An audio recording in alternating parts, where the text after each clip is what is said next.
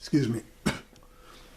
Okay, here's the latest on President Obama's path towards a nominee for the Supreme Court.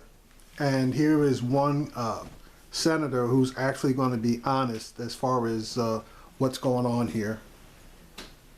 Yesterday, President Barack Obama reaffirmed his decision to move forward with nominating someone to the Supreme Court to replace the deceased Justice Antonin Scalia, even though Republicans are saying they won't even meet with the nominee. In terms of who I select, I'm going to do my job, and then my expectation is going to be, will the Senate do its job, as outlined in the Constitution? I've said this before.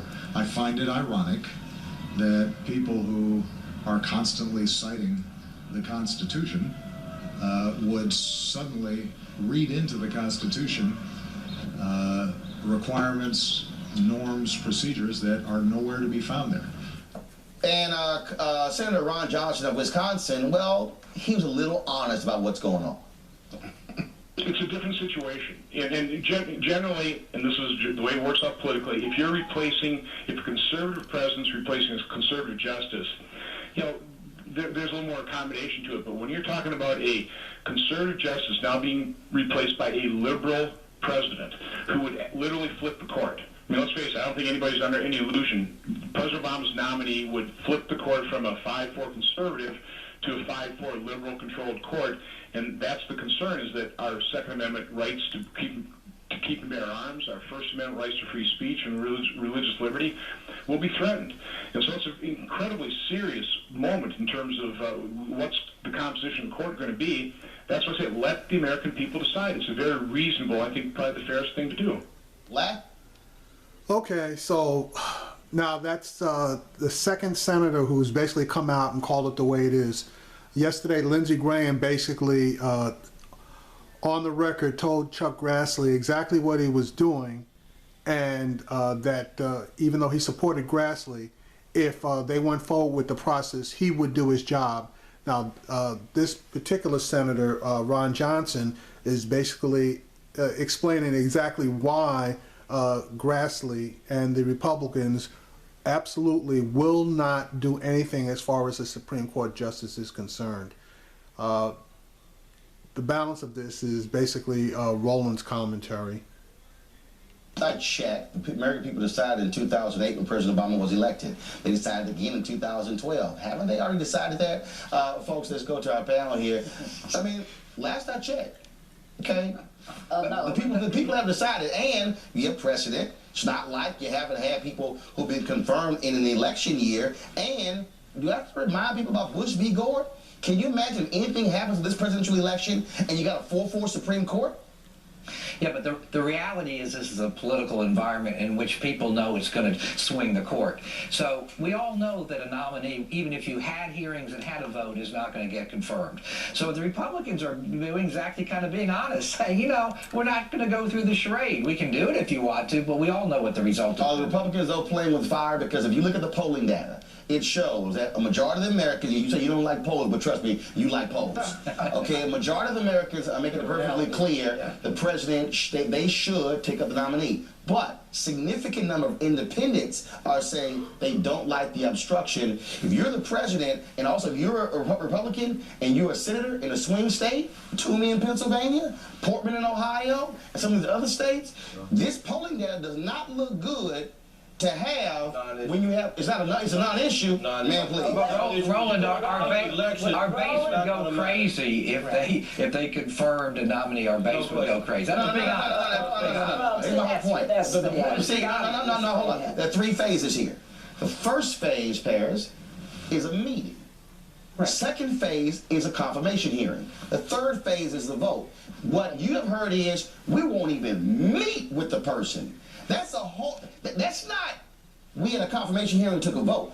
When you say I won't even meet with the person, if you're Kelly Ayotte in Maine, that's a problem.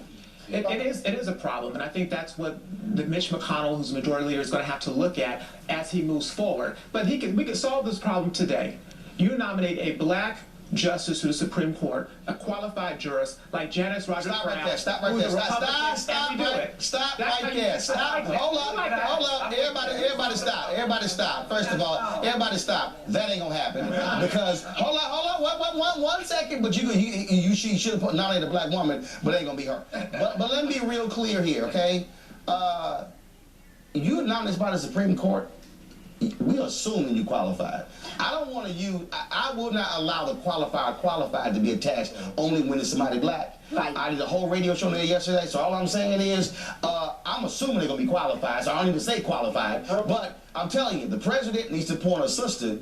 If you're a Republican, the last thing you want is a gang of white dudes saying, I ain't even gonna meet with a black woman. I would send her to the Capitol Hill. That's the only way a black woman is gonna get nominated by Obama. That's the only way. Like the cynical political move. Not true. If it's not cynical, it's called real. Since y'all want to say discuss politics. It is a political. The bottom line is that President Obama needs to go ahead and have the courage that Ronald Reagan had. Ronald Reagan had when he appointed Sandra Day O'Connor. Everybody on this panel ought to go and read his statement, his nomination statement. He made it very clear that he had run on the platform that he would appoint a woman to the court.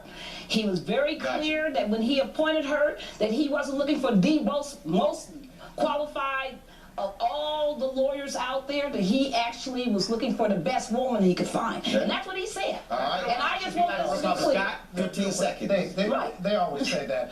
The real test will be whether he politically will either make a recess appointment or select a moderate Republican to get it done. Or does he demonstrate?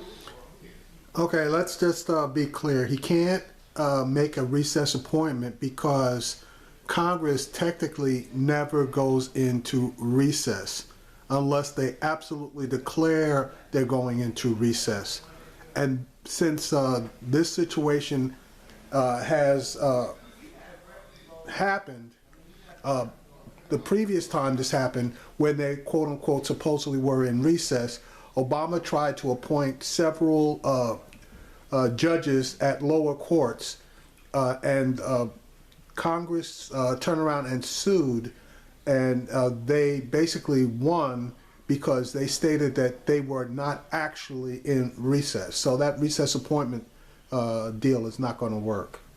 Here's the deal. That's a waste of time. And look, even if he nominates a moderate, if he nominates a moderate Republican, they still not gonna move. So don't waste your time. But here's a piece: if you nominate a black woman, guess what? You now get to go to Hillary Clinton and Bernie Sanders and say, if you win, that's right. will you renominate her? Now you put them in the box because both of them need black votes. Right. This ain't that hard. That's but right. It ain't gonna be Dennis Rodgers' record. All right, well, I appreciate it. Coming up next.